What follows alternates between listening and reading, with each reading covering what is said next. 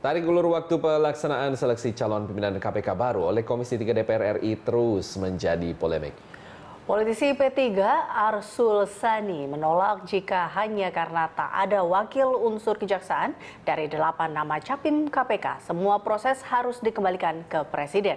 Sebelumnya DPR menyatakan unsur kejaksaan dalam pimpinan KPK harus ada berdasarkan Undang-Undang KPK Pasal 43.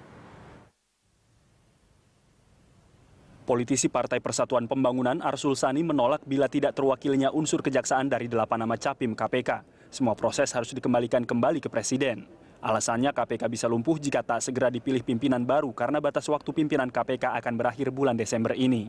Selain itu, soal alasan perlunya unsur dari kejaksaan di capim KPK menurutnya bukan suatu kewajiban.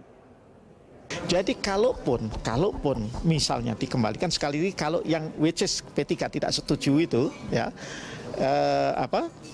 KPK itu minimal masih punya 3 pimpinan yang berstatus PLT dan Presiden tentu bisa menerbitkan Perpu baru dan Kepres baru. Sementara beda dengan pendapat koleganya di DPR, Wakil Ketua DPR RI Fahri Hamzah tetap bersikukuh bahwa unsur kejaksaan dalam pimpinan KPK harus ada.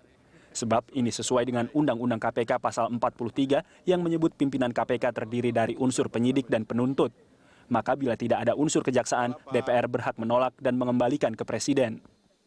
Ya begitu ini dikembalikan ya Presiden mengambil keputusan ya kan, karena tidak boleh ada kekosongan. Presiden membuat Perpu untuk memilih orang.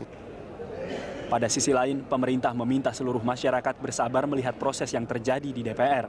Selain itu, DPR juga masih memiliki waktu cukup untuk memilih pimpinan lembaga anti rasuah itu.